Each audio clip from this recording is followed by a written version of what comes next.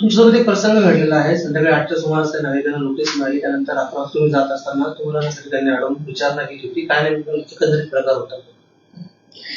तर मी सौरभच्या बर्थडे मध्ये गेले होते. आम्ही संध्याकाळपासून कॅम्प चालू होता, छत्री वाटप वगैरे करत होतो. तर त्याच्यानंतर त्याचा वाढदिवस होता म्हणून आम्ही तिथे गेलेलो. तर येताना माझ्या गाडीत आपले ज्येष्ठ महिला कार्यकर्ता होते. तर सर्वांना ड्रॉप करत करत मी येत होते आणि मी पुढे बसले होते आणि माझ्या मांडीवरती माझा छोटा मुलगा बसलेला. तर येताना तिथे मला गर्दी दिसली थोडं साईडमध्ये, आर.के. रेसिडेन्सीच्या साईडमध्ये. तर मग मी ड्रायव्हरला सांगितलं की जरा थांबव, इथे बघ काय चालू आहे करून, काहीतरी झालंय असं वाटतंय करून. मग आम्ही गाडी थांबवली आणि मग तिथे चौकशी करतच होतो की काय मी स्वतःच काच वगैरे खाली करून मग नंतर मी बोलत होते. तेवढ्यातच मग न्यूज रिपोर्टर त्या आल्या आणि मग त्याच्यानंतर मग ते बोलत होते की गाडीतून उतरा, तुम्ही खाली उतरा वगैरे बोलत होते. तर मी त्यांना सांगितलं की माझ्यासोबत माझा छोटा मुलगा आहे आणि तो घाबरेल आणि मला त्याच्यासमोर हे सर्व नको आहे करून मग, आणि माझं घर बाजूलाच होतं. तर ते बोलत होते नाही तुम्ही गाडीत ठेवून उतरा, नाहीतर काय ड्रायव्हरला देऊन टाका. तर हे बोलले माझं घर बाजूलाच आहे, तर मी त्याला सोडून येते करून मी एवढंच सांगितलं. आणि मग त्याच्यानंतर मी तिथून निघून गेले.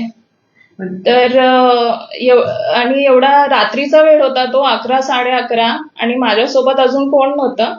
आणि कसं ते बोलत होते की नोटीस आले. तर मला पूर्वी म्हणजे काय कल्पनाच नव्हती, मला एकही फोन आला नव्हता आणि कसला नोटीस काय मला त्याची कल्पनाच नव्हती. तर अचानक म्हणजे एवढे सर्व लोक, ते म्हणजे नोटीसच्या सिच्युएशन मध्ये एवढं सेन्सिटिव्ह सिच्युएशन असतो ते, तर त्यात लोकांची मानसिक स्थिती थोडी वेगळी असते.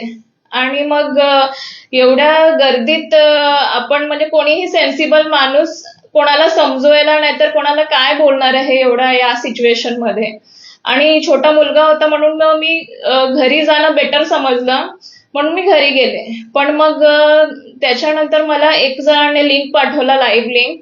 तेव्हा मी मग त्यात बघितलं की कसं म्हणजे भडकवला गेलंय आणि बोलत होते की मी दमदाटी वगैरे करते. तर तुम्ही व्हिडिओमध्ये बघूच शकता, लाईव्ह व्हिडिओमध्ये, की कुठेही दमदाटी नाही करत आहे. मी फक्त एवढंच सांगितलं की माझ्यासोबत छोटा मुलगा आहे, तो घाबरेल तर मी घरी जाते करून एवढं सांगितलं मी. आणि पण त्या व्हिडिओमध्ये कसं मी माझ्याशी बोलायच्या आधी काहीतरी तुम्ही बोलला आणि नंतर मी गेल्यावरती काहीतरी बोलला आणि लोकांना तुम्ही भडकवत राहिले. लोकांचं माझं काही बोलणं झालंच नाही, तर पण मी नसताना तुम्ही माझ्या पाठी त्यांना भडकवत राहिले. मग लोक त्या मानसिक स्थितीमध्ये तुम्ही लगेच म्हणजे कोण असेल तर मग चौकशी करणार ना. तर तुम्ही मला फोन केला कोणी, लोकांचाही फोन नाही आला, नाही तिचा फोन आला, आणि डायरेक्ट कॅमेरे घेऊन त्या क्रिटिकल सिच्युएशन मध्ये एवढं लोकांमध्ये अजून गैरसमज करणं हे खूप चुकीचं आहे असं मला वाटतं. आणि ते नोटीस पण नगरपालिकेकडून होती, माझं काही घेणं देणंच नव्हतं त्यात.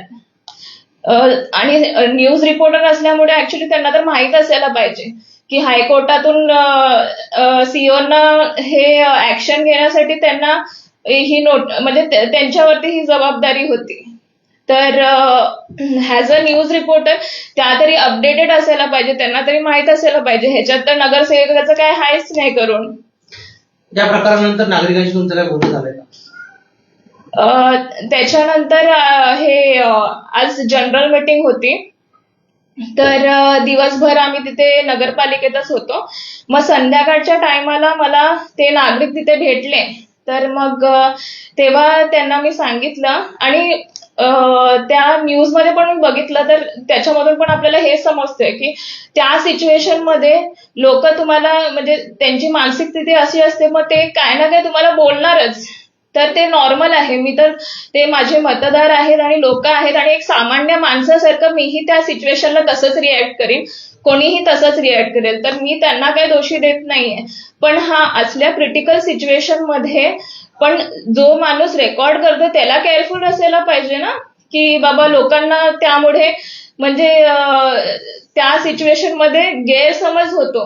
आणि तुम्ही एका व्यक्तीचं, चांगल्या व्यक्तीचं, माझं काम एवढं आहे की मी रोज माझं ऍक्टिव्हली वॉर्डात खूप ऍक्टिव्ह आहे. तुम्ही माझं फेसबुक जाऊन चेक करा.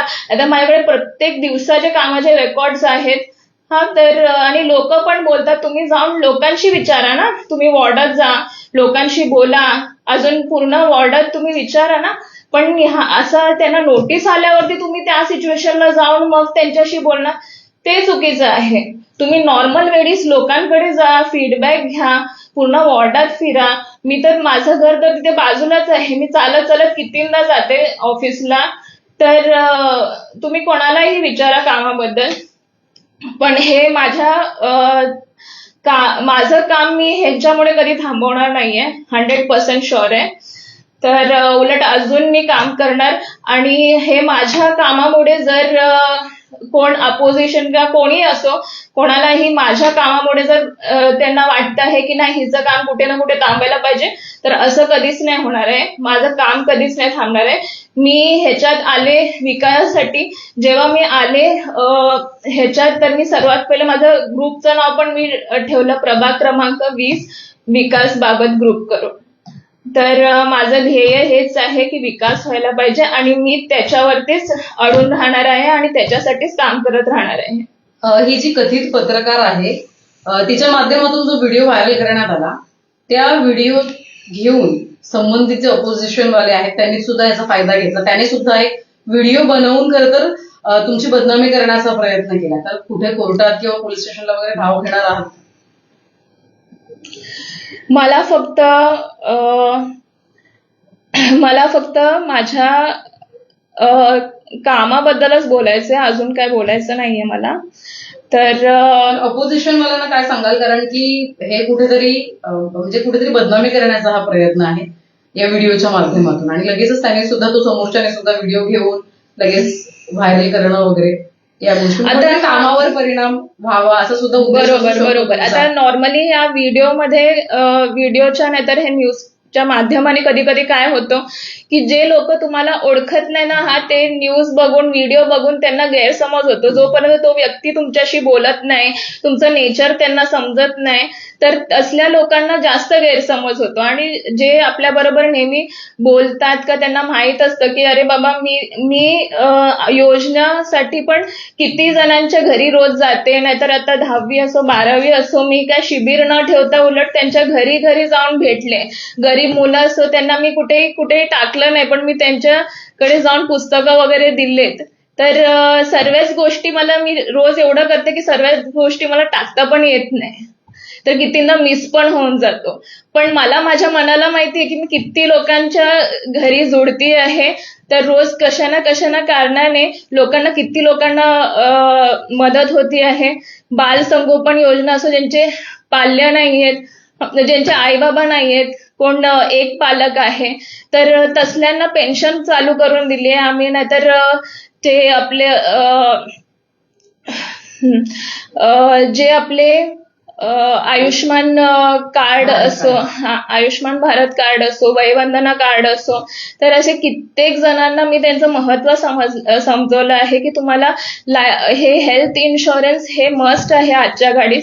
जर तुम्ही काढलं असेल बाहेर तर अतिउत्तम, नाही काढलं असेल तर एक बॅकअप असायला पाहिजे. त्यांच्या घरी जाऊन मी बनवून घेतेय की बाबा तुम्हाला हे सेफ्टीसाठी कधीही तुम्हाला लागू शकतो, उपयोगी येऊ शकतं करून मी स्वतः जाऊन लोकांच्या घरी जाऊन, नाहीतर माझ्या ऑफिस मधल्या मुलीला पाठवून मी हे बनवून घेते आहे. तर कशा ना कशा कारणाने लोकांचा मी नेहमी मदत करत राहतो. आणि वॉर्डात कुठलाही काम असो, मी जे पण काम असतं इन प्रोग्रेस मी कधी टाकत नाही. काम झाल्यावरती मला सांगायला आवडतं. तर मी आश्वासनात विश्वास ठेवत नाही, तर काम पूर्ण झाल्यावरती सांगण्यात विश्वास ठेवते. म्हणून मी कमी बोलते, पण मग जे मला करायचं असतं ते करून दाखवते मी. ज्या नागरिकांना नोटिसा गेल्या आहेत त्यांची काय भेट घेणार, काय चर्चा करणार? त्यांच्याशी मी भेटले तर मी त्यांना पण हेच सांगितले की मला कोणाचाही फोन आलाच नव्हता. मला त्यांना माहित नाही गैरसमज असेल का काय, नाही तर त्या सिच्युएशन मध्ये कोणी काय सांगितलं तर हो बरोबर आहे करून असं आपल्याला वाटतं. कारण की जेव्हा काय घडतो ना तेव्हा आपली मानसिक स्थिती अशी असते की काही बरोबर आहे काय चुकीचं आहे हे त्यावेळी समजत नाही आपल्याला. तर मग मी त्यांना सांगितलं की बाबा मला कोणाचाही फोन आलाच नव्हता, तुम्ही मला येऊन भेटले नाही, तुम्ही मला सांगा की ताई असं असं झालंय, हे दिवसात येऊन भेटा, नाहीतर चला त्या दिवशी पण तर तुम्ही सांगा, मला सांगायला पाहिजे होतं ताई असं असं आहे करून. तर नक्कीच मग त्यांच्याशी आपण चर्चा केली असती, पण मला काही समजलंच नव्हतं आणि ह्याची काही कल्पनाच नव्हती.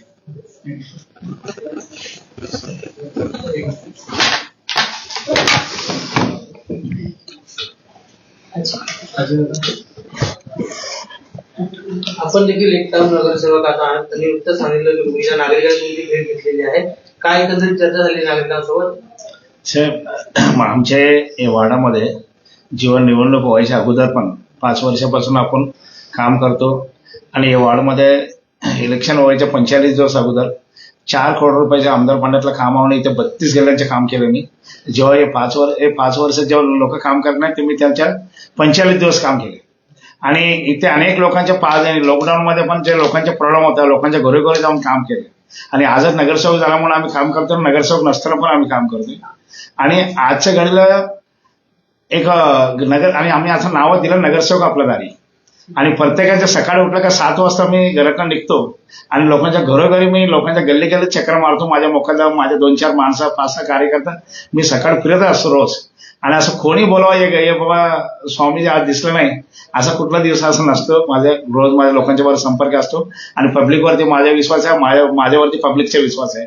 त्यांच्यामुळे माझ्या मुलीला निवडून दिले, आमचे दोन्ही पॅनल म्हणजे दोन्ही उमेदवार निवडून आले. हे लोकांचा एक विश्वास आहे. काम करण्याची कामात आहे, लोकांना सांगायला लागायचं काम केल्यानंतर लोक प्रथम आपल्याकडे निवडून द्यायचे, आपल्याला काम करतात आणि त्यांना समजतं आणि पब्लिकला समजतं मी काय काय गोष्टी करतोय. मी आज तुम्हाला बोलत नाही आणि येणाऱ्या दिवसामध्ये तुम्हाला समजेल. आता तुम्ही तर रोज आमच्याबरोबर आम्ही तुम्हाला म्हणजे सर्व जेवण की हे बघताय तुम्ही जेवण आणि एक काही दिवसानंतर आहे ना वातावरण कसं बदलतो आणि कसं काम होतं आणि एरिया कसा होता आणि काय होतं आणि काय होणार आहे तुम्ही थोड्या दिवसानं बघा. आणि जे पब्लिक जे लोक आहे ते पण आमचेच आहे, असं नाही का त्यांच्यावरती कुठला अन्याय होता असं नाही. आणि त्यांच्याशी पण चर्चा करते. मला फोन नाही केला, अगर मला फोन केला असता आणि नोटीस आली आम्हाला कोणाला माहितीच नाही, मुलीला तर माहिती नाही. मला ते माहिती पडलं 2-3 फोन आले. मी बाहेर होतो, मी डोंबिवलीला होतो, मी इथे नव्हतो.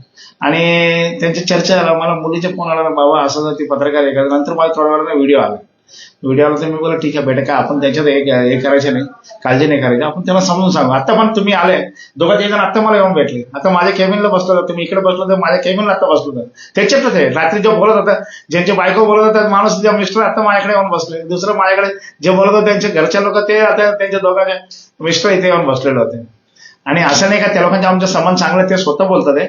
रोडमध्ये आज ना उद्या आमच्या कधीतरी कधी जाणार असेल, गव्हर्नमेंटच्या कुठे घरं वगैरे असेल तर घेऊन द्या म्हणून. आणि नगरपालिकेच्या नियमात बसलं ते नगरपालिका करेल ना, नगरपालिका करेल. आम्ही पण सांगू ना बाबा ज्यांच्या नियमात बसतो त्यांना मदत करा, आपलं गव्हर्नमेंटचे जिथे घर आहे त्याच्यात मदत करा, आम्ही पण सांगू ना त्यांना, ते तयार आहे.